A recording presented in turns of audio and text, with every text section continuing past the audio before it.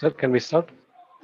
Yes, yes, Yes, we can start. Let them join, and most of us are already watching on YouTube now. I see. Okay. Thanks.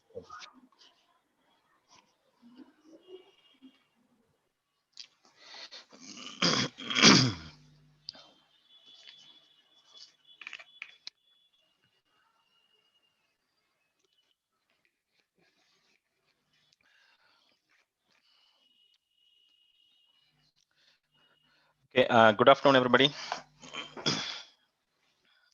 So, welcome back to session 2 of this program.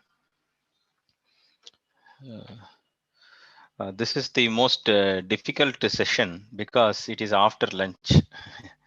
Therefore, normally the voice modulation, the tone of the presenter, and the beautiful breeze outside, and the food in our palate will give you a nice dose of relaxation. I hope I don't do that with this session. But normally that's what happens in class, especially with the afternoon sessions, and the session between 2 to 3. That's the most difficult session. After 3, everything is fine. We are into tea time and everything is fine. But 2 to 3 is always going to be very difficult. Okay, let's get bang on to what we were doing. So in the first session, we were discussing about the general value chain and the role of the distribution networks. We saw about logistics, third party logistics, integrated logistics system.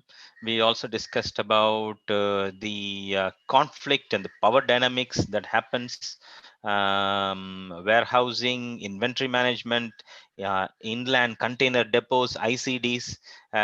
We talked about quite a lot of things, from agriculture supply chain to pharmaceutical supply chain, and to even textile supply chains. Okay, now in this session, it is going to be predominantly how to conduct research into the area of supply chain.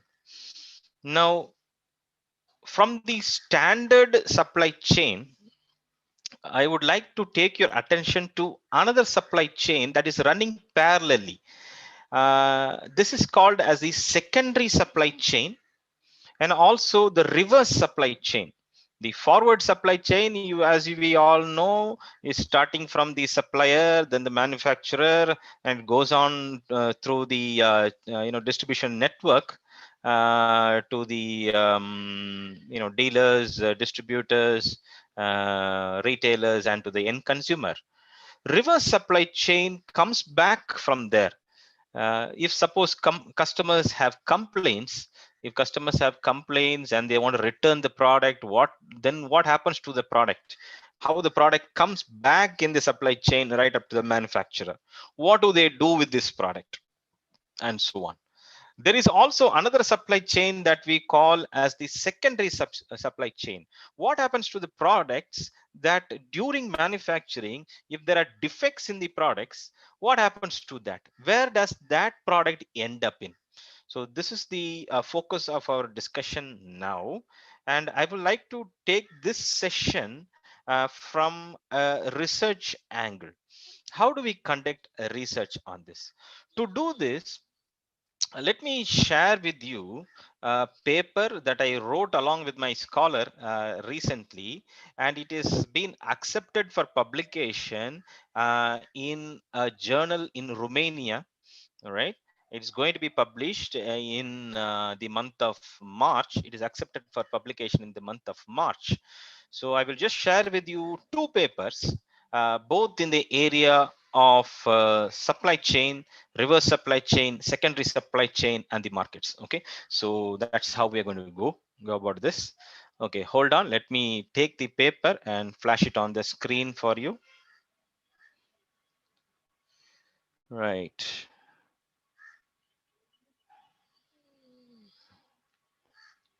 Right.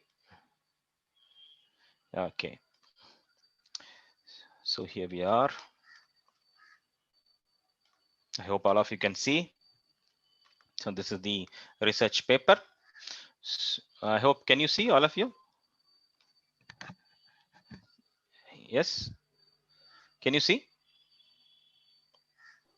Yes, sir, we Are you can able see. to see the screen? We are able to see Yes, the paper? yes, Okay. Yes, sir. Okay. Yes, I yes. see it, sir. Okay. Okay. Thank you. Thank you. So this is the title of the paper. This paper, this is a kind of a conceptual paper. I hope you know what is a conceptual paper. A conceptual paper deals with a concept that you end up proposing hypothesis, and you end up conceptualizing a model. You come up to the level of conceptualizing a model and you end your paper there. Okay, so many of the international publications, they look for these conceptual papers. Indians, we are into the old fashioned lot of statistics. We like a lot of statistics, analytics. So we tend to use as much statistics as possible. Now I have seen many scholars struggling with their guides, because the guides tell them to do n number of statistics. Statistics is just to prove a theory, but the theory is more important than the statistics. That is what we need to understand in research. So research is about going closer to a particular concept. Nobody has ever understood any concept entirely. So research is actually to go closer and closer and closer to the concept. That is why we do literature reviews. Literature is a continuity of the progression of the concept over a span of years. Okay, maybe the concept 10 years ago has developed into something else now. Now if you notice, there is a research called as timeline research. Timeline research means, see, over a period of time, the concept tends to change. For example, I used to teach advertising, then it became into integrated marketing communication. What this concept will evolve into the next 5 years, I don't know. Now everybody's talking about analytics. Everywhere you go, people are talking about marketing analytics, financial analytics. Yeah, if you even go to IIM, there is a course fellowship program on analytics. It's a hot word, buzzword, especially with the Indian students today. Everybody wants to do analytics, but how long analytics will be there in the field? Another 3 years, 5 years? If you take another 5 years back down the line, back 5 years, everybody is talking about multiple regression. Any paper it comes up will have multiple regression, SEM modeling, and so on. Okay, so over a period of time, this is called timeline of research. Every 5 years or every decade, a concept changes or evolves. Same is the case with supply chain. Many concepts in supply chain tend to change over time. That is why we have to do research, right? Research gets us closer to the concept. Okay, let's look at this conceptual paper.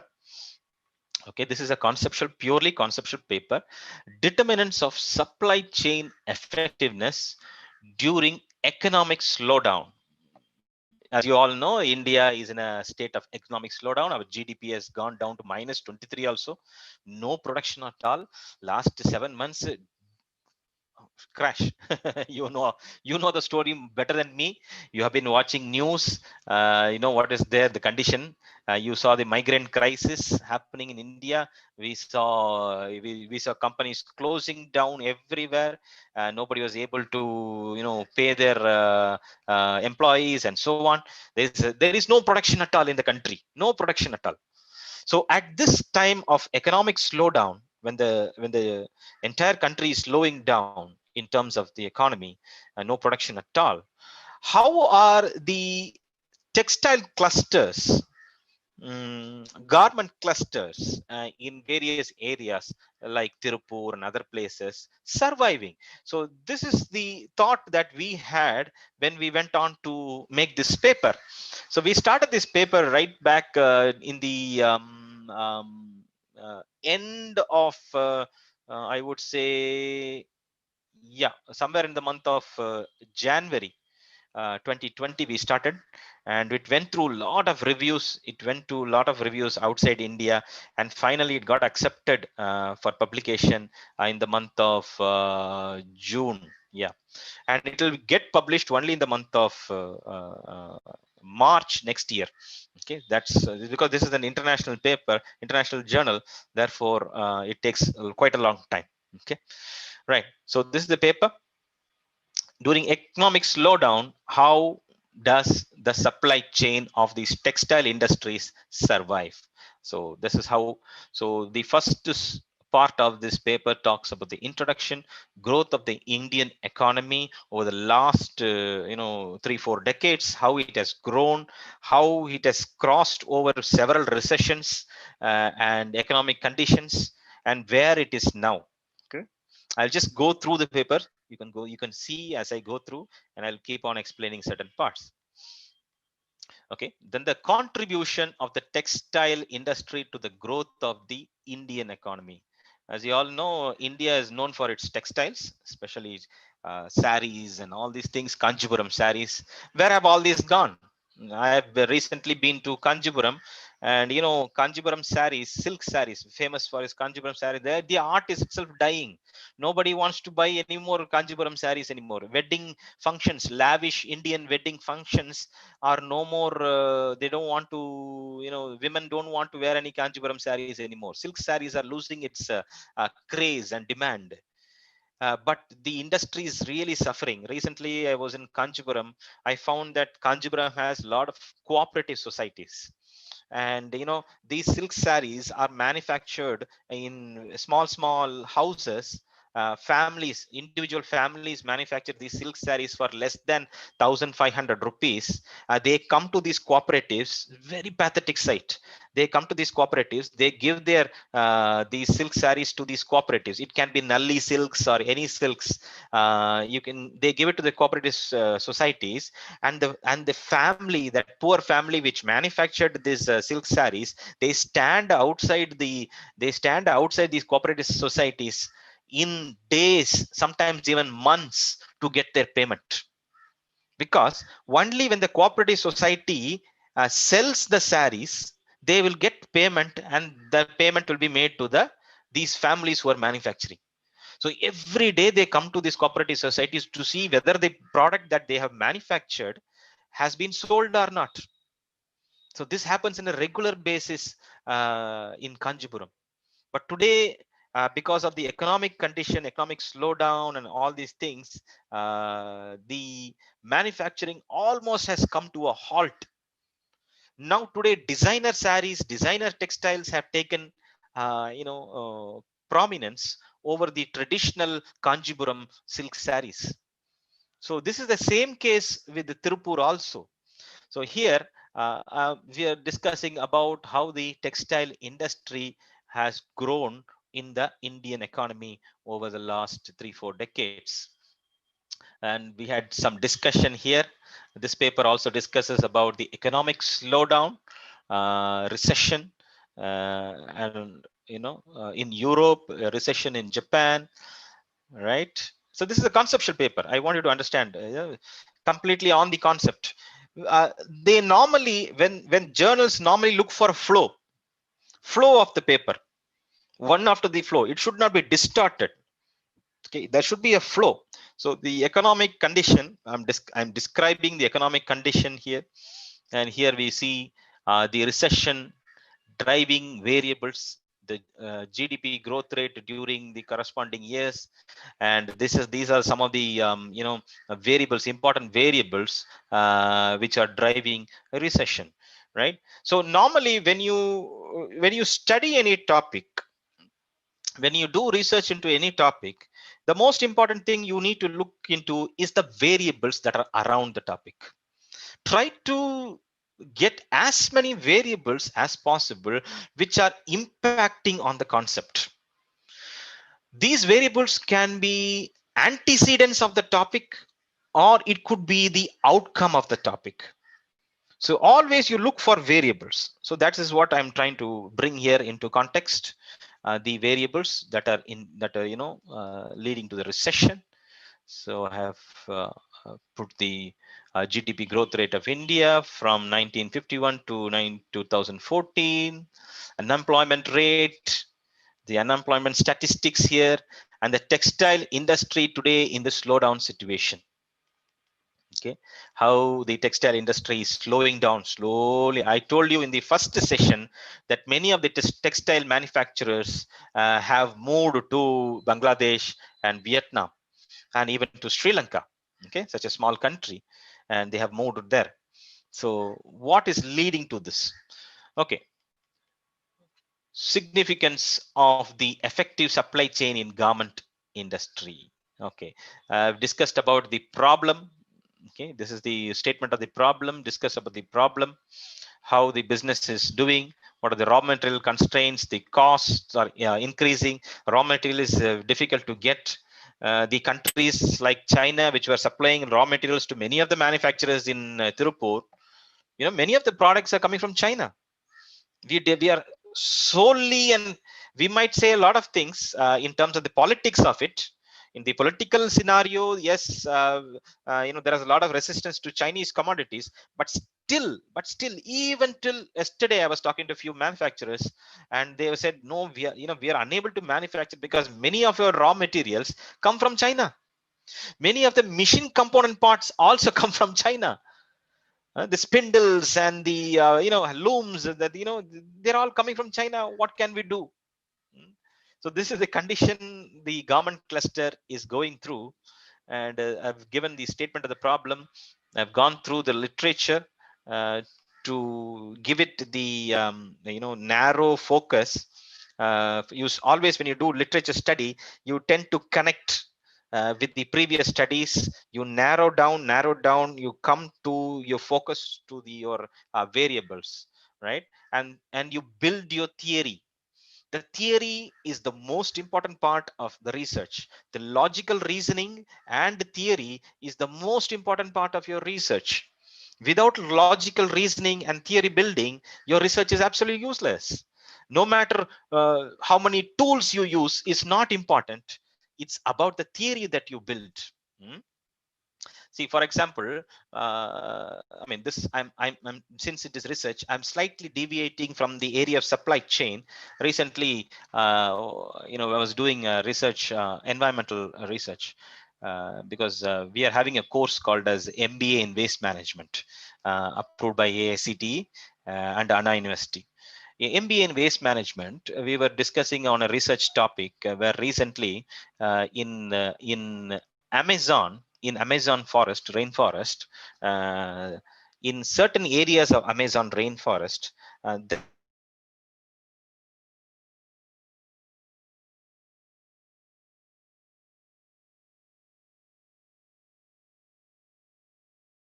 there are there is a soil called as a therapy.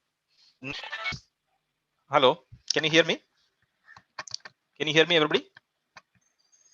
Hello, can you Yes, hear sir, we me? can hear. Yes, sir, we can Yeah, hear. there was a slight Slight network interruption, yes. breakage. Yeah, interruption. Okay, because I've connected through my mobile phone because I'm in the house, so there is somebody. If somebody calls, there's a breakage. Okay, there is a soil in the Amazon rainforest which is black in color. It's called as therapeutic soil. And now the question is, how did the soil form there in Amazon rainforest? How did it? Was it man-made? Was it due to volcano? How is the soil all around the place? It is clayey soil. It is brown in color, except for that area which is blackish in color. Now we had to go to the literature and see literature, and one literature gives us a fact that, see, okay, it gives us a fact that somebody has tested the soil 10 years back, and they found small, pottery shreds on the soil. Okay, pottery shreds. Then I was going through some other literature, and in that same area, somebody had done research earlier, 5 years ago, and that research says that that person in that soil who tested the soil found animal droppings, domesticated animal droppings in that soil. So I have now two facts with me. Two facts. Which are the facts? One fact is saying that there were pottery shreds. The other fact is saying that there were animal droppings. Based on these two facts, or shall I say, premise statements. Premise means fact statements. Based on these two fact statements, I'm going to deduce something. What am I going to assume now? Based on these two fact statements, anybody? Based on these two fact, I gave you two fact statements. One fact statement says that the soil contains pottery shreds, pottery pieces. The other fact statement says that the soil, that black soil, contains animal droppings. So based on this fact statement, what can I assume? It may Anybody? be the mixture of both components. Okay. Why is that? Because we started the entire research by saying that why is the soil black in color? So we started with the basic question, why is the soil black in color? Was it, then the next question was it caused by volcano? Volcanic soils are black in color. Was it caused by man-made? Was it natural? Was it man-made? By looking at these evidences, these facts, now I come to assume that, okay, if there are droppings of domesticated animals in the soil, and if there are pottery shreds in that soil, which means that human settlements would have been in there. If human settlements would have been there, then my assumption is, then my conjecture statement is that this black soil was caused by human settlements. It's a conjecture statement. It's not a hypothesis. It's an assumption, a proposition statement. Now it becomes an hypothesis if mathematically stated. Are we clear with that? Okay, a conjecture statement becomes a hypothesis statement if the statement is made mathematically. Okay, with that background, let me dive again into the paper that we are working on. Okay, let me go here, research methodology. Research methodology. So this was a kind of a conceptual paper. We tried to build a model. We tried to build a conceptual model, right? So we landed up. We started to study certain cases. The first case we took was in the paper was a case of Japan. How Japan was able to, after the Cold War era, how Japan was able to spring up to become a very good economy, especially after the Hiroshima Nagasaki atomic bomb. How Japan developed into a very, very powerful nation, and how its supply chains were the prominent feature in developing the entire economy. Okay. Then we went into Vietnam. We studied the case of, this is case 2, how in 20 years time after the World War, I mean after the American War, which took place in Vietnam, where about 33,000 American troops were killed with Khmer Rouge forces in Cambodia and Vietnam, how Vietnam today has grown 300% in terms of its economy, and why all the companies are running to Vietnam, especially textile clusters. So we took that case. Then we took the case of Cambodia. Then based on all these cases, we tried to understand the supply chain models that these people were using. See, this is one kind of supply chain model that we have proposed. We have taken. We've also taken another supply chain model. So few supply chain models were considered in this study. Based on the supply chain models and the literature, these are some of the supply chain models that you're seeing now. The integrated framework of understanding firm level dynamics during recession. These are supply chain models in all these economies that were followed during recession time. Okay, and we had taken this and we have identified certain key variables. We call this as constructs. I will deal with that because we are going to do certain, we are going to do, we are going to use a software to build a model, and we will work out don't worry, we will work out a problem. Okay, so this is a construct here, and these are some of the important variables we have found in terms of the supply chain, which these textile clusters garment industry was following during recession period.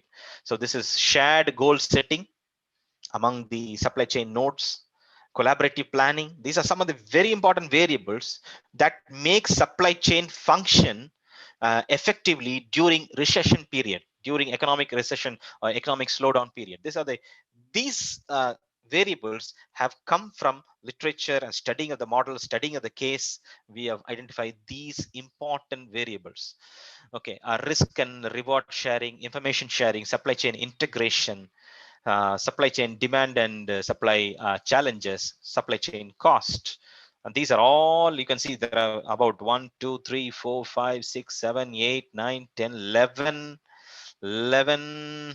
12 variables that we have identified. Once we have identified the variables, we have now proposed, based on logical reasoning, we have uh, proposed the hypothesis here.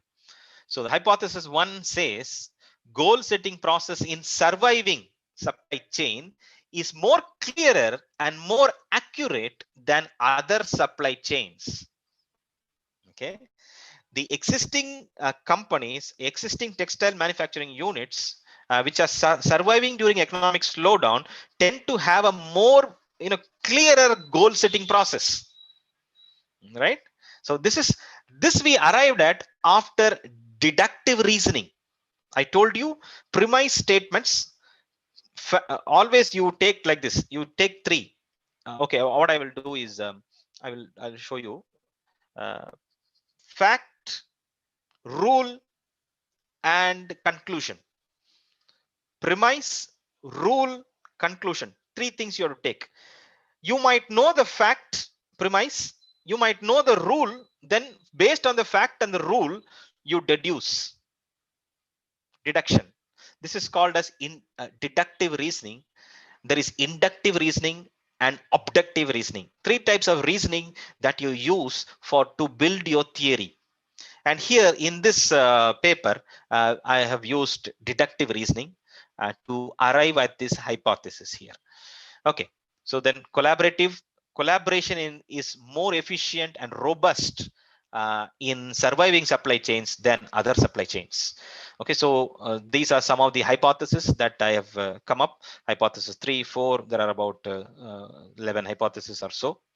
Okay, so which leads us to finally the conceptual model. So this is the conceptual model that we have arrived at. So you can look at the conceptual model. So goal setting process, collaborative planning, risk and reward sharing, information sharing, supply chain integration, supply chain cost. All this is leading to supply chain effectiveness. Okay, I'm giving you 2 words now, the word efficiency and the word effectiveness. Efficiency is internal to the organization. Effectiveness is external to the organization. Any firm, if your internal processes are very good, then you say you are efficient. Your departments are functioning efficiently. You are able to manage your resources efficiently inside the organization. Anything that happens outside, between let's say one firm and another firm in the supply chain, then that is called as effectiveness. So here, all these processes here are leading to supply chain effectiveness. Okay, right. So this is the proposed model. And so we end up at the proposed model. Then finally, you give your conclusion and give your reference. And that's it. This is the paper. This paper is a conceptual paper. So this paper has already been accepted for publication, and it's going to be published. Let me stop share here and share with you another paper before I go into the software. Okay, the second paper, again, yeah, this one is almost in the verge of getting published, not yet. It's gone for review. 2 reviews have already been over. Okay, the name, can you see all of you the second paper? So a little bit zoom is needed, sir. Zoom is needed. Okay, Yes. now okay, is it okay?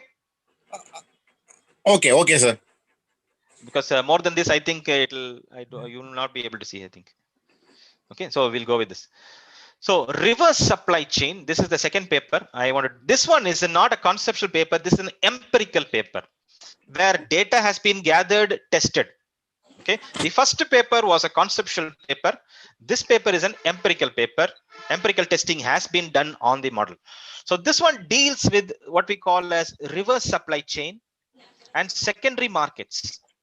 Reverse supply chain as a strategic driver for growth of the secondary markets in the retail garment business, both in the garment business.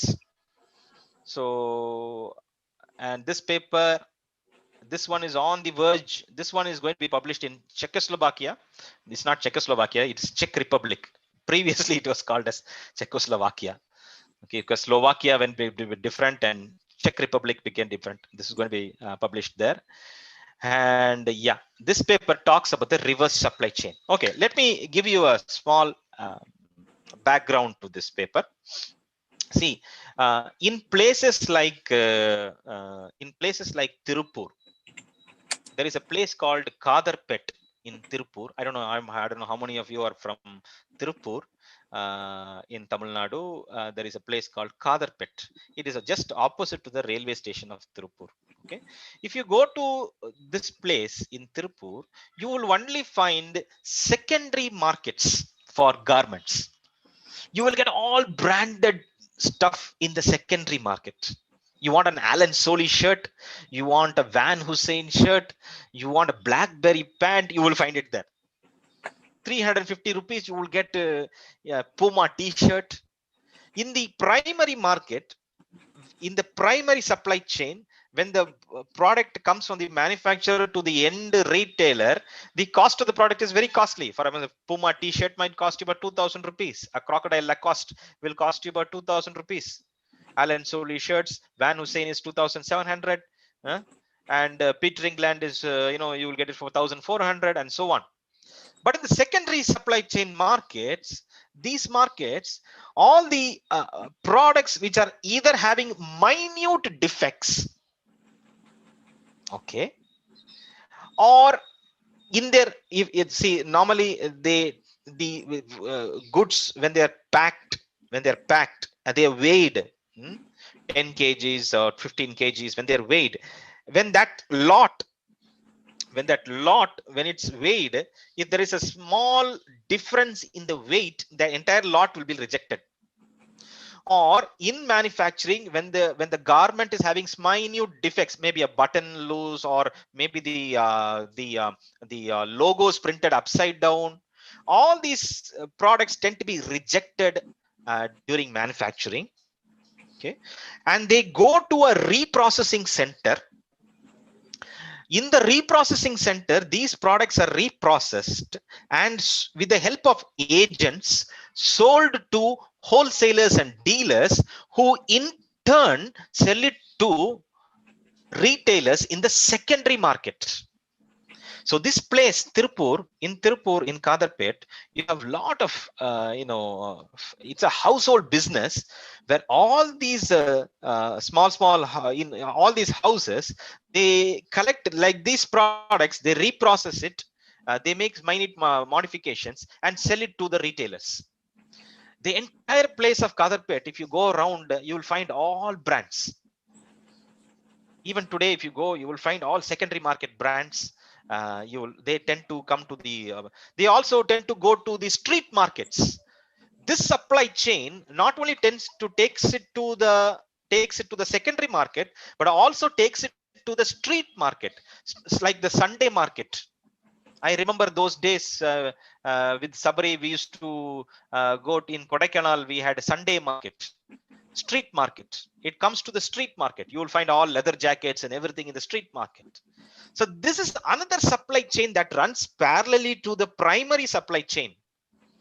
So that was the focus of our study, and we had used certain scholars. I had sent them to Tirupur. I had sent another group to Bargur. Bargur is a place near Jolarpet, near Krishnagiri, on the border with the Bangalore.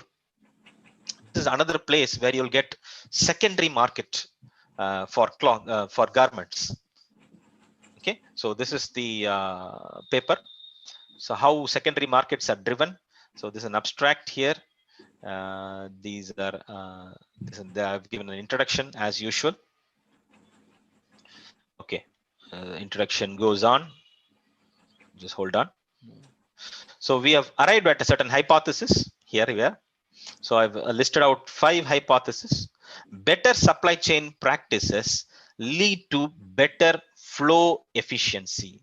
In the morning session, I told you that if you take any supply chain, the most important part of any supply chain, the 3 important components, which is the flow of material, flow of information, and flow of one more thing. What is that? Money. Flow of information flow, money flow, material flow. So if these 3 things can flow without hassle in the supply chain, then there is no problem at all. You will find that the supply chain is functioning efficiently. Okay. But normally these things don't flow like that. There are 2 variables that we tend to find out. One is called as flow velocity. The other one is flow efficiency. See, between the nodes of the supply chain, between the firms in the supply chain, if the flow is very fast, if the velocity is very fast, that is, materials come at a very fast pace from the manufacturer to the stockist, from the stockist to the dealer, from the dealer to the next, it comes very fast, and that also causes some problems. It causes congestion of the supply chain, it causes inventory, it causes idle stock, it causes capital to be stuck in one place. All these problems come because the flow is very fast. So the flow velocity should not be at a very fast pace. It should be just at the right amount of speed. Flow efficiency is also a problem. Flow velocity is also a problem. So 2 things we took into consideration while doing this paper. So that's what we wrote here as hypothesis. See, better supply chain practices lead to better flow efficiency, which means your supply chain practices, your sustainable supply chain practices are the reason for these 2 flow efficiency and flow velocity. If both are working okay, then your supply chain will perform okay. See, the outcome is about supply chain performance. Supply chain practices lead to better flow efficiency, better flow velocity, and these 2 will lead to supply chain better performance. So that's the main outcome that we are focusing on in this paper. As you can see here, hypothesis number 3 says better supply chain flow efficiency leads to better supply chain performance. So performance of the supply chain is the outcome that we are aiming at. Better supply chain flow velocity leads to better supply chain performance. Okay, so this is the hypothesis. We went through literature to support our paper. So that will lead to few cases that we studied. I'll just show you some. Yes, in the morning I also discussed about this one, Goldratt's theory of constraints, that is impacting the supply chain.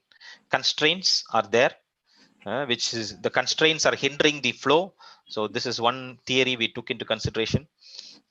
The objective, methodology.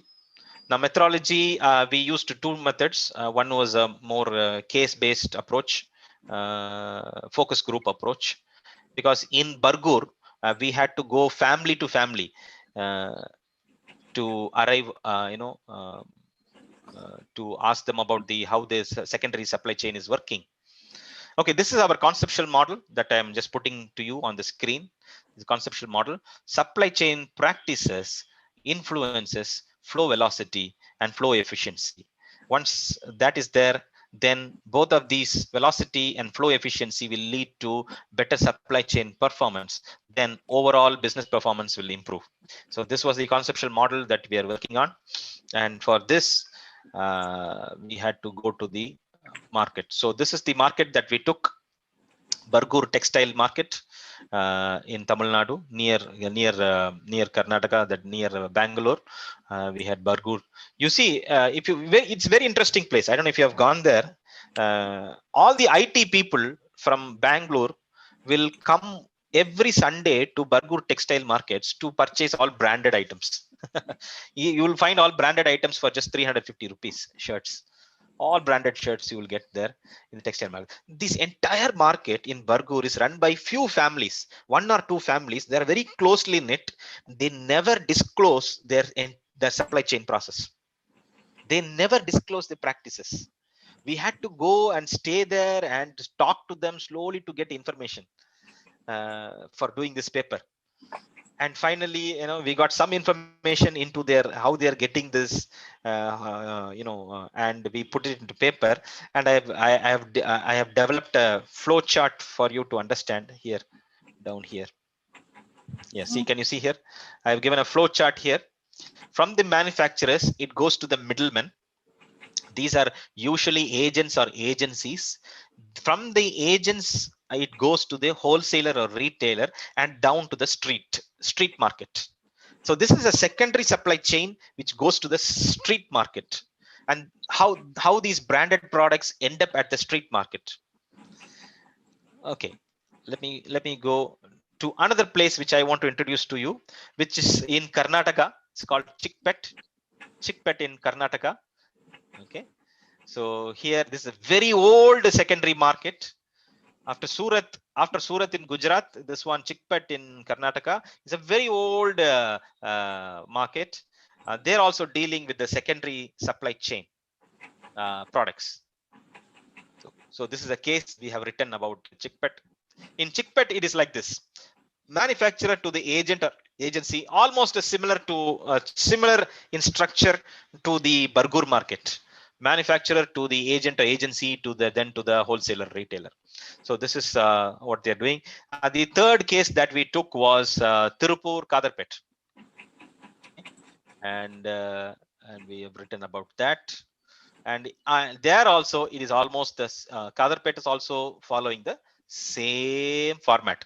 So this seems to be the practice in the secondary supply chain market.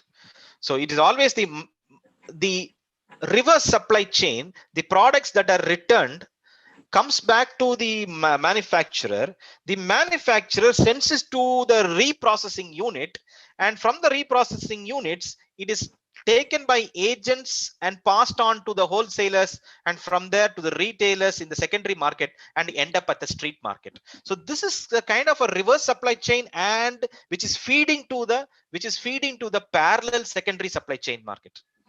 So that is how it is going, right? So here we spoke to many people there. I have given that in the case. So this is Kadarpet's market system, from the manufacturer to the stockist to the wholesaler. Okay, and there's one more line here. So this is how the flow diagram goes like. You can see the flow diagram: manufacturer to the reprocessing unit, to the agents, to the agencies, to the distributors. And from the distributors is the one who sells. All the retailers approach the distributors, and they take in bulk, in weight, tonnage, in kilograms and tons. They take it from the distributor. So there is a distributor in these places for the secondary market products. Okay, this market is very huge. Now you should not get confused. Even the people who are having white collar jobs prefer the products in these markets. These products are not only preferred by middle class, lower middle class, and the low class, but it's also preferred by the upper class also. You should understand that. The people who are having an intention for branded products also go to this market. They shop heavily from this market. Okay. So here we have contribution, and I will show you how the conceptual model that we developed, how it is the hypothesis has been tested. So this is the testing of the hypothesis. Okay, you can see here it has been tested. Each hypothesis has been tested. The beta values have been found out. The significant values have been found out. The R square values have been found out. So what we will do is we will do a small problem in a software. I will introduce you to a software. So this is the testing of the hypothesis, the p values, the beta values, the R square values. Okay, so this is the paper. So and we come to the conclusion and references. So two papers I've just shown you. One is a conceptual paper. The other one is a empirical paper. Okay, so hold on. Before that, we need to what is a construct. So what is a construct? A variable. Most important things are variables, no? So we need to know what is a variable. Before we go into the software, I thought of introducing you to what is a variable, then we will go into the software. So let me take a white sheet here. Okay. So anybody knows what is a construct? It's a construct. Construct is usually a concept. A variable, it's a latent variable, a variable which you cannot explain directly. For example, let me draw a box here.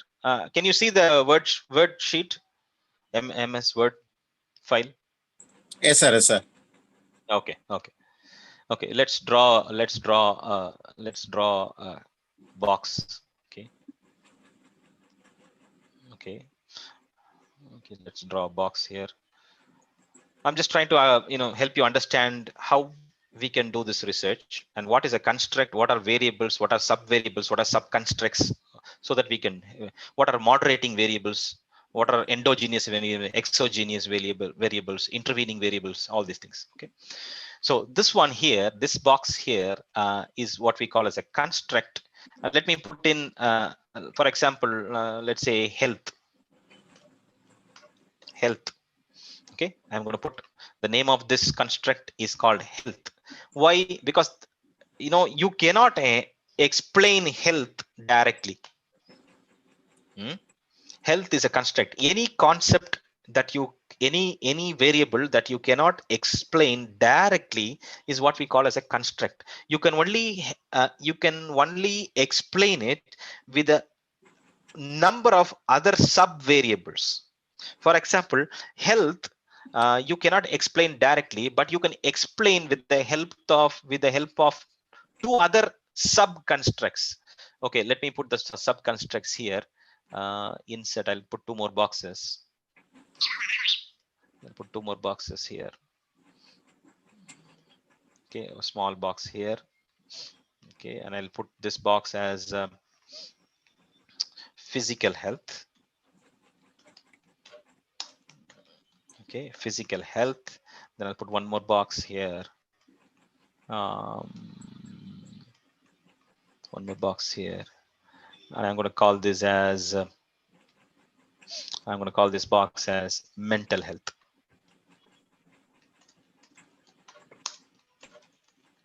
Okay, so these two boxes are going to help me to understand the word health. So I'm put an arrow here, one more arrow, right? Okay, so I can understand the variable health with the two sub variables, physical health and mental health. Now, what is physical health? How can I understand physical health? What are the variables for me to understand physical health? So I'll put a lot of variables down here. Let me say I'll put here. Sorry. Okay, I'll put here. V1, V2, V3, V4, like this. And I want also to understand mental health. Okay, I want to have, okay, let's say physical health. How can I understand physical health? If I want to be physically fit, physically healthy, what should I do to understand physical health? For example, let's say blood pressure.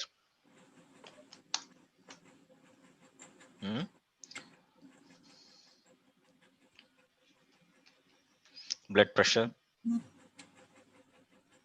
Let us say, what else? What else can I put? Blood pressure, Sugar. cholesterol,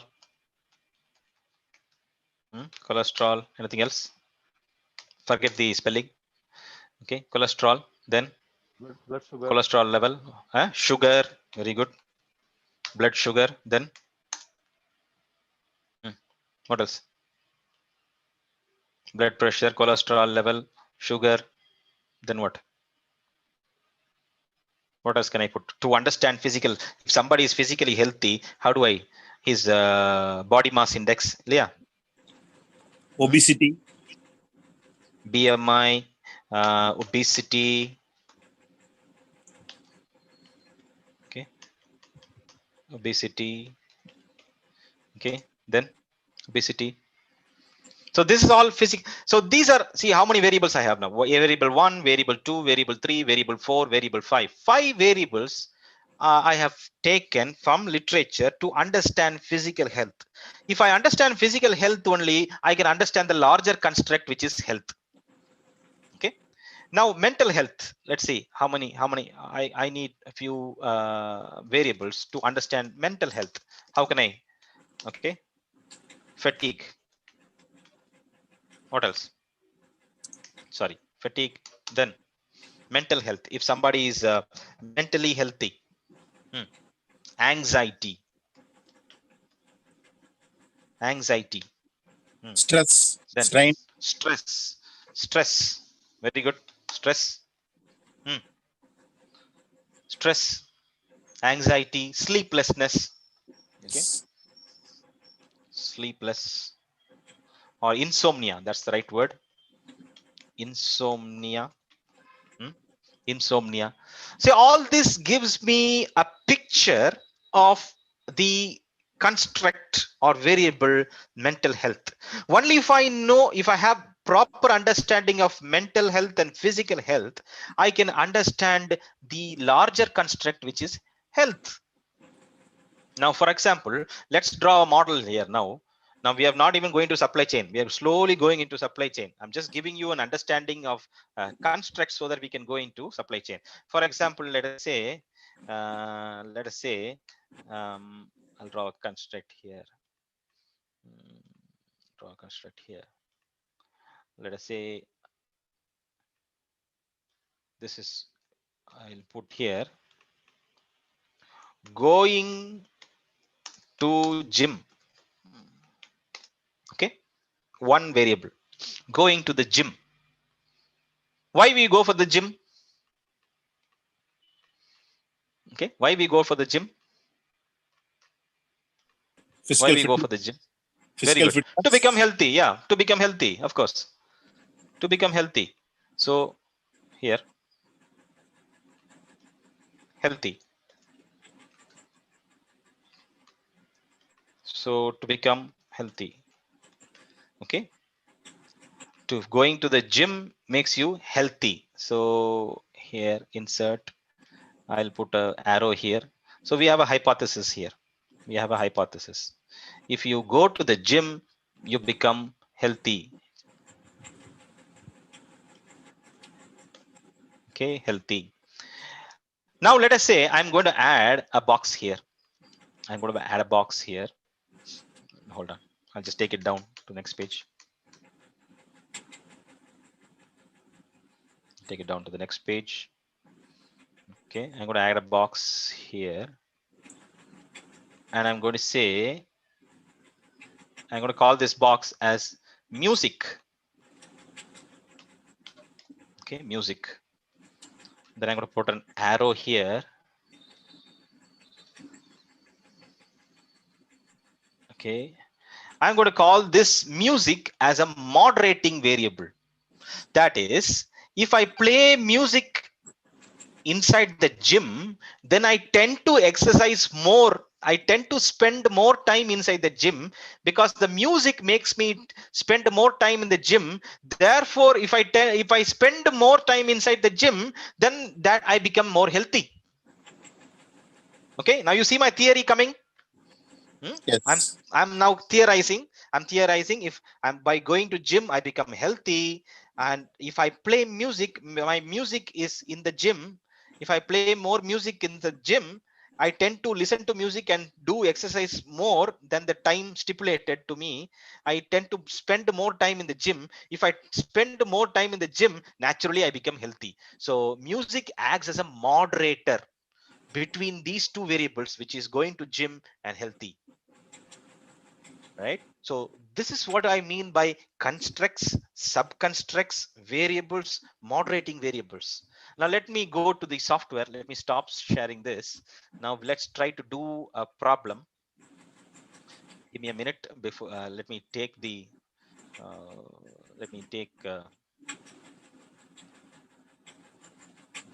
Database. Okay.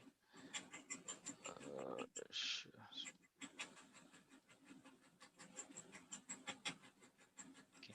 Can you see the Excel file, all of you? Yes, sir. Yes, sir. Okay, so these are some of the variables we are having here. See, fair division, fair div 2, fair div 3, fair div 4, fair div. So these are all variables which are trying to understand, give us information about a construct called as fair division.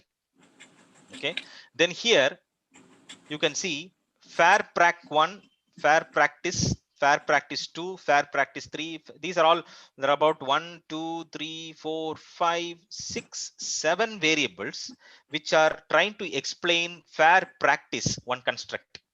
Then there is one more construct. See, trust 1, trust 2, trust 3. There are about 6 variables which are trying to explain to us a variable called as trust. Finally, we have 1, 2, 3, 4, 5, 6 variables which are trying to explain another construct which is called as information flow. Okay, so how many constructs we are having now? Fair division, fair practice, trust, information flow. 4 constructs we are having. With these 4 constructs, let's try to build a model and let's test a model, right? Okay, I will stop share this. The software that we are going to use is PLS.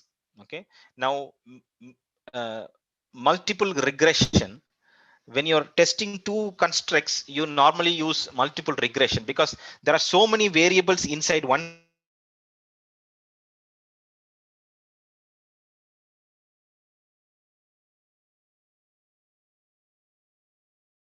construct and so many variables inside another 2 constructs.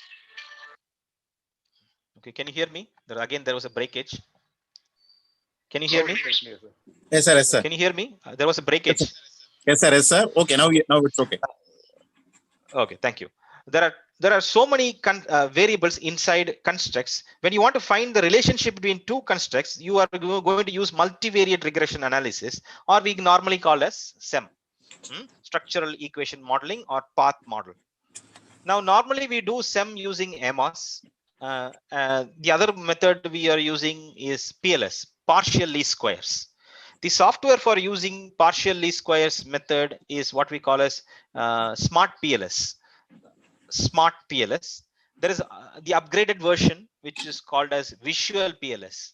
The software that I am going to use today is Warp PLS. Okay, WARP, Warp PLS. We are going to use to build our model and we are going to test our model. Okay, let's go. Okay, let me open the software. Let me see if I can open it.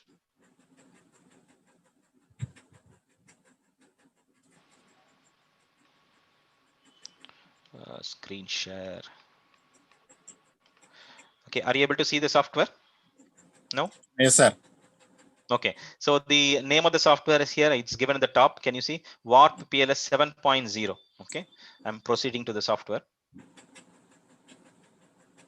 Stop to sharing this window. Oh no, I don't know if I can share this. I can see it in my screen. I don't know if you can see it.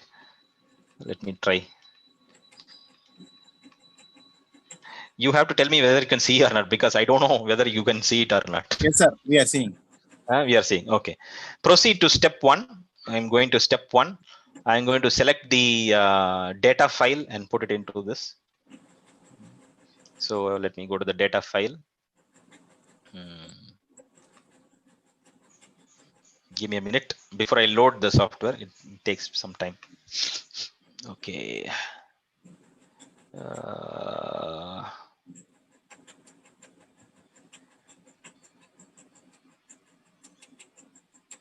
Yeah. PSNA.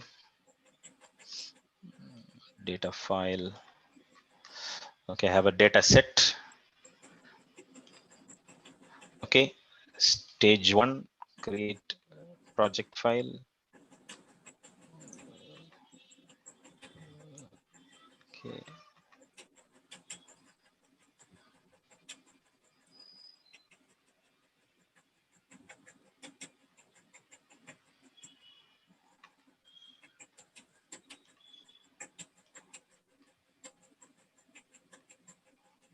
Yes. Okay. Step 2, read from file. Okay. So this takes some time. So, okay, it's loaded. It's now loaded, all the data. Okay, finish. Right. Give okay. Now the data looks like this, right? Yes. Okay, raw data has been now loaded. Now proceed to step 3. Step 3 is we are going to pre-process the data. What it will do is it will standardize the data. It will look for errors and everything. It will standardize the data and give us as a error-free data. So it's now standardizing.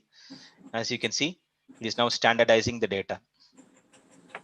Once it is done, it will stop. So data standardizing is done. Now we give OK. So the data looks good. Right. So we are ready now for doing step 4, which is to define the SEM model. Okay. Now let's do the SEM model. Now you remember we have 4 variables: fair division, fair practice, trust, and information flow. Now you tell me how we can develop, how we can design this model, and we can run this model and test it. Okay, let's first of all develop the variables, latent variables. Create latent variables. So I'm going to create here. I'm going to name the first one as fair division. FAIR, fair -div, fair division. Right, fair division. I'm going to add all the variables inside that construct. Right, so there are 4 variables which I've added. Can you see 4 variables inside the construct fair division? Once I'm done with that, I have to save it. Save the latent variable. So here in the screen you can see, in the screen you can see fair division as the construct. Okay, we need one more construct. So let's go to again create latent variable.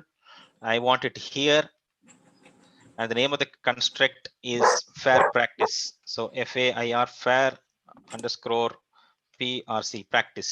Okay, so all the variables which are going to explain fair practice, I'm going to add 1, 2, 3, 4, 5, 6, 7. 7 variables are there. I have done it. Let me save the latent variable.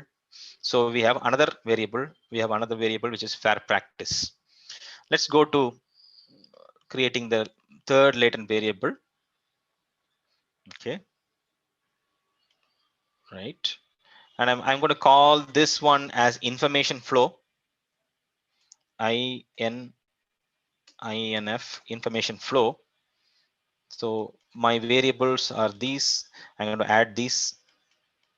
So 6 variables, which are, going to explain my information flow. Save the latent variable. So I have saved it, information flow. What I'm going to do now is I'm going to keep trust as the moderating variable, or I can keep trust before these two variables here. So I can move these two variables here. And I can create a theory that trust, if there is trust, then there will be fair division. If there is trust, there will be fair practice. If fair division and practice is there, then information flow will happen properly inside the supply chain. Okay, so we are going to create a theory like that. So I'm going to create a latent variable here. I'm going to call this as, yes. Joshua, sir? Yes. So only the front screen is visible, that model is not visible, sir. We are Model is still not saying visible. that yes, sir. Project file only visible. Oh. Okay, give me a minute. Now, what about now? Not The yet, same sir. front screen. Not yet, only. Yes, sir. Now tell me if you can see the model. Yes. Now it's No? visible. Huh? Now it's Yes, sir. visible? Yes, sir. Okay. So I have three constructs here. And I'm going to bring the fourth construct. Okay. Maybe because it is screen by screen, maybe the Zoom is not able to pick it up. Okay, we will see. Now I'm going to add one more variable. Trust. Add all the variables. Save. Trust. Are you able to see 4 variables now? 4 Yes, sir. constructs. Yes, sir. Trust, Yes, sir. fair practice, fair division. So now let us build our theory. Now we have the theory ready.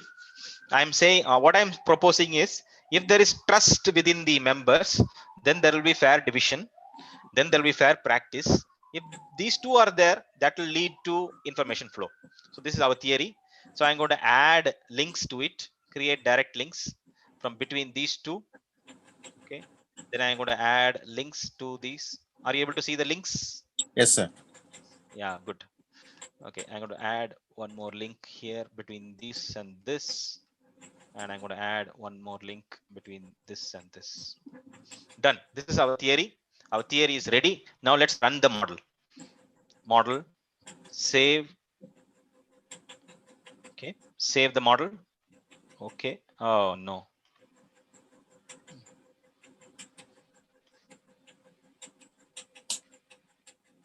Okay, just give me a minute.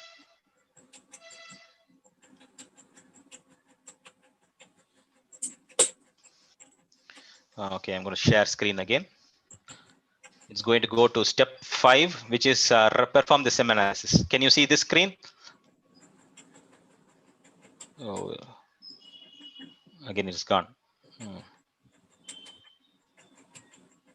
So it has run the model, and the output is this. Can you see? Yes, See sir. the output. We got it. Yeah, okay, you got it. So the p-values is the significance value, same thing that you have in SPSS. P-value less than 0.05, that is significant. So we can see that this one is less than 0.01. So therefore, this relationship is significant. The beta value is 0.42. Beta value is similar to that of the R value, correlation value. Therefore, yes, there seems to be relationship between trust and fair division. Here also the significance p-value is less than 0.1. Therefore, this is also significant, and almost all the arrows are significant. Hypotheses are significant, and the R square value is 0.22. Now here is where the problem lies, because R square value less than 0.50, I would say, is not a very good model. It's not a very good model. Y is equal to A plus beta x1 plus beta x2 plus beta x3 E. Okay, E is the error term. Normally, E is the error term. Error means unexplained part. Here we see that the unexplained part seems to be more, and the explained part seems to be less. That's why your R square value is about only 22%, which means nearly 78% is in the error part, which is in the unexplained part, which means your theory is not very good. Your theory is not very good. It's not a very strong theory. Okay. And we can, what we can do is, what we'll do is we'll try to put trust as the moderating variable and see, we'll run the entire SEM once again. So what I'll do is I will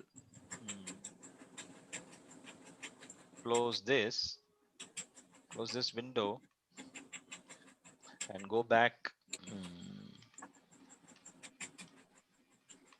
Go back here.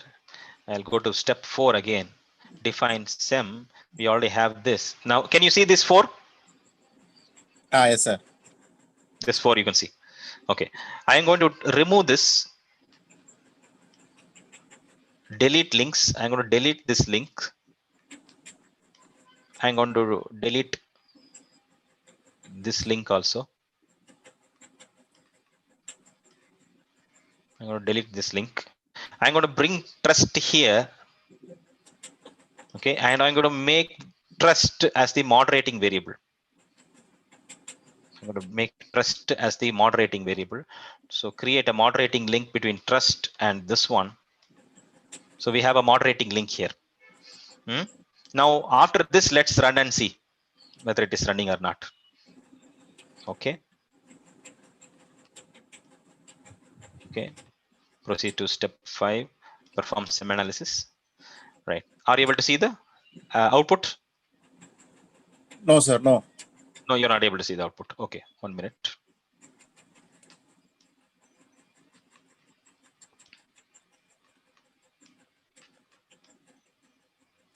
Share. Now, can you see the output? Yes, sir. Now I can. Now see, you can see the moderating variable of trust. What trust has done? It has either increased, whether trust has increased the relationship between these two or decreased the relationship between these two. So this is the moderating variable. You can even view the results like this. See, for example, here you will get general results of the entire. You can even draw a graph on this. Loadings, cross loadings, linear plots. Okay. Are you able to see this graph? Not yet, sir. Not yet. Okay. So this graph, which I drew right now, gives you a picture. See, can you see? This is a 3D graph. Okay, fine, This sir. Fine. is a 3D graph. This is a 3D graph. See, you can see fair practice. As fair practice increases, the information flow also increases. So here we have the moderating variable trust. So that is why you see, the more trust you have, the better is the information flow. That is why this 3D graph, you can see this mountain side here, this area, like this. So this is how we do, modeling. Let me stop share here. So there are a lot of softwares for doing sampling. There is a lot of softwares. The one software that we can use for sampling is a software called as G^3 that we normally use. It's called as a power analysis software. I can show you. I think my time has already crossed 3:45 now. What I'll do is I'll just take 5 minutes to explain to you how we can use the G^3 software. Right? Just for your interest sake.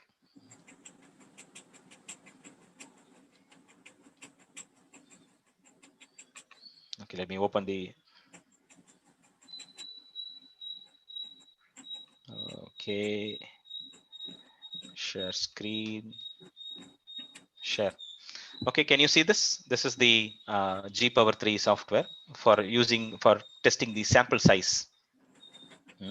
There are 2 ways to find out the sample size. Now here, the type of power analysis. Power analysis is, see, here you have something called as alpha and 1 minus beta.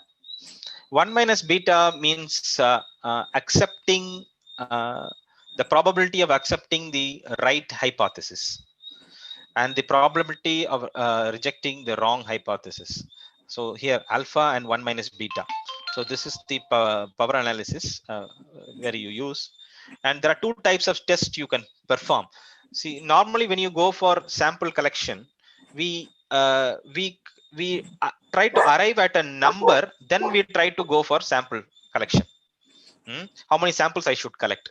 Or in another case, we collect the samples and we try to see whether the samples that we collected are enough to prove the theory. There are two ways of doing it. So therefore, this test is called a priori test. You can see here type of the power analysis. It's called a priori test, which means prior to doing the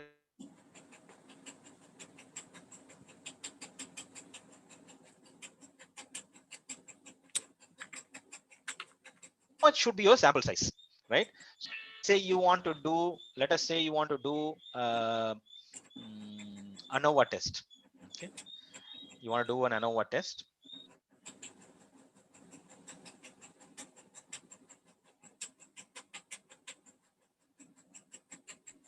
And you want to do here, there are some ANOVA, MANOVA, and all these tests are there. Here I want to do one-way ANOVA. Here, one-way ANOVA. And this is the number of groups, number of independent variables, the categorical variables on dependent variable. Okay, number of independent variables, and I can find the sample size. Just click on calculate. Here it gives you the result. See, total sample size is 305 samples if you want to do ANOVA. The power of the test, I can reduce it, effect size. Normally for humanities research, medium should be okay. Medium size should be okay. Large size, medium size, depends on the accuracy level and the volume of the research that you're doing. You can alter your effect size according to that. You can even draw plots, and so on. Okay, this is how you do it. You can do any test you want. F test, chi-square test. For chi-square test, the calculated value would be 220. 220 would be a sample size. So this one will give you a protocol. So like this, you can do n number of tests. This is how we do sample test. Okay, stop share this. So this is few things I just wanted to share for you. It will help you in your research. There is a lot of softwares. Even there are softwares for referencing, for citation. Maybe in another day, another research conference, we will discuss about that. But it's enough for today. Too much of research is also not good. That too in an afternoon session. So this is more than enough. So supply chain research, how we can study supply chain from the angle of research.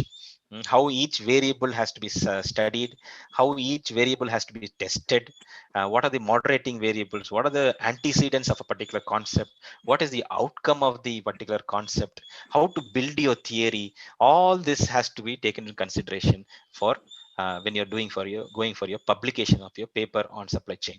Okay, so with that, I will end this session. I'll hand it over to Dr. Sabri Rajan to take over. Yes, Sabri, take over, please. Thank you for the wonderful session, sir. And I invite Dr. Venkareshwaran to deliver thanks. Thank you, Sabri. Dr. Joshua, before winding up, I have a question. Yeah. Sir, when we are publishing our paper in Scopus, sometimes that paper is accepted and we got some citations. After a particular, every year Scopus is, they are upgrading or they are rejuvenating and they are removing certain journals. So what is happened to our citations? What is happening to our citations? Yes, sir. Yes, sir. Normally we are losing it when we are going for Google Scholar or Scopus index itself. Our total number of citation comes down when this journal is removed from Scopus. No, papers tend to go into the index, tend to come out of the index, depending upon their quality levels, their relationship with that particular index. Now, as you know, there are so many indexes: Thomson's Reuters, Scopus Index. Then each university has their own Emerald database. and you have Elsevier databases, Sage databases, Wiley's database. There are so many databases. Some of the major databases that are considered for recognition, especially in the academic community, is Scopus. Especially in India, we consider Scopus. There is one more database which you can think of, which is ABDC, Australian Business Deans Conference, which is very much used for accreditations, which is very standard index. Yes, sir. Now, many of these papers goes into these indexes, and they may not be there for a very long time. Depending on their quality, on their it's a big racket. No doubt about it. It's a big racket. It is Yes, sir. between the journal editors, and that particular database. The people who are running the database. It's a nexus between them to make money. No doubt about it. Yeah, as you know that many of these articles to be published in papers cost you hell lot of money. Yes, sir. If I am correct, starting price from 40,000 rupees onwards. Yes, sir. Yes, sir. So that questions your article also. That questions whether your article is really good or not. Yes. So is it all paid? Next question comes: can we only publish only if you pay that much? Next question comes. But citation will remain the same whether the journal goes inside or not. At a particular period of time, the citation is calculated. For example, last 5 years, when the journal was in the index and it is cited by somebody, that is taken into consideration, irrespective of whether the journal is still inside there or it has come out or not. We don't worry about it. At that point of time, last 5 years, the journal was inside the index, and that citation is counted. There's no mistake about that. This is how H index and all these things have been calculated, as you know. But not much. No journal you can say will be there for a very long time. It keeps Yes, going sir. and Yes, out sir. and in.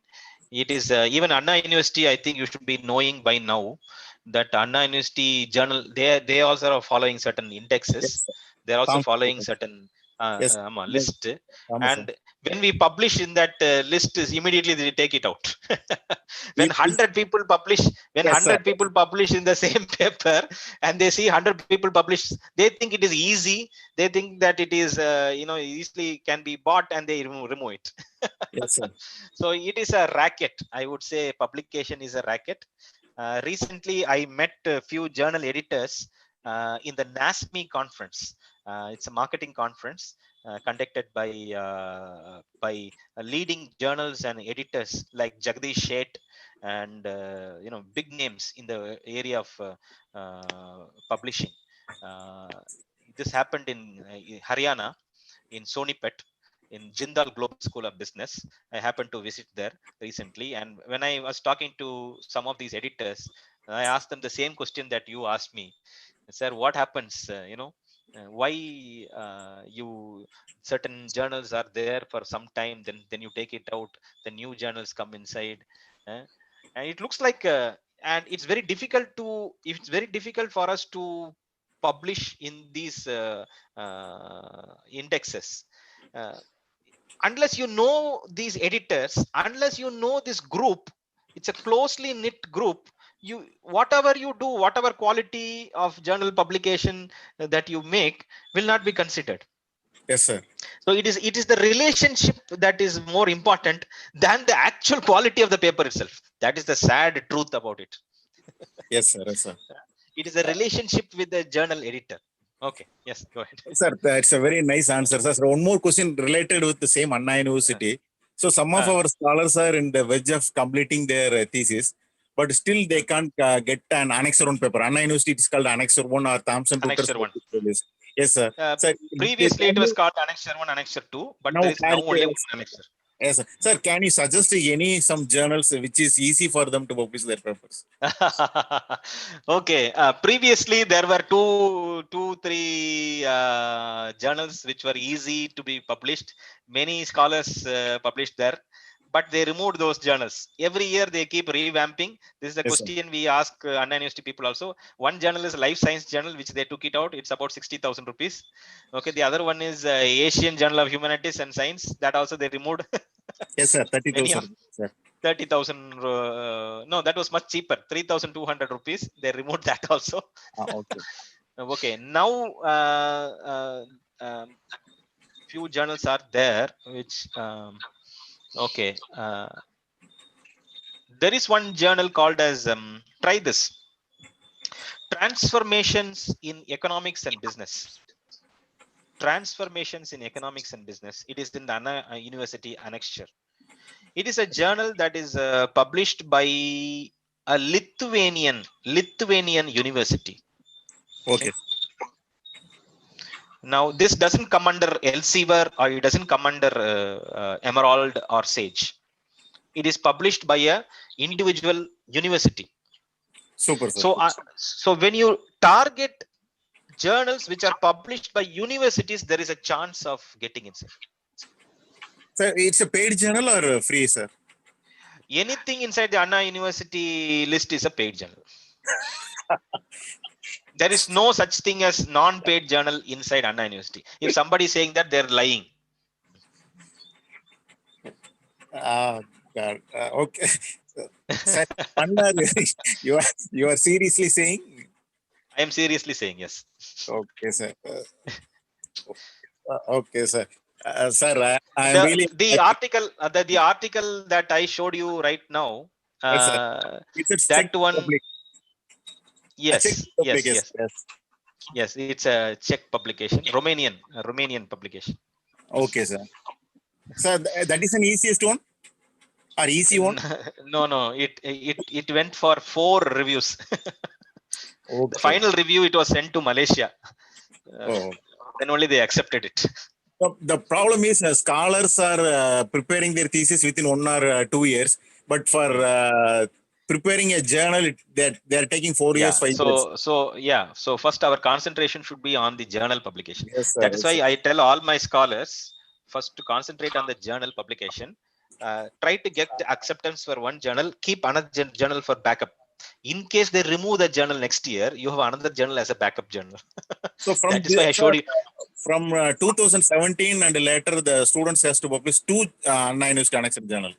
So No, again, only for guideship it is 2.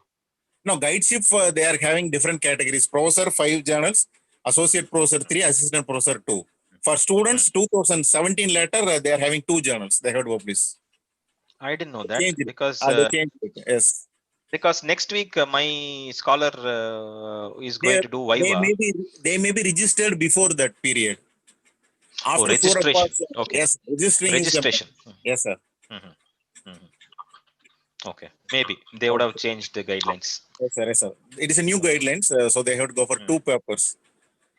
Every year they change without any logic. I even asked the panel who are deciding this. They don't have any answer.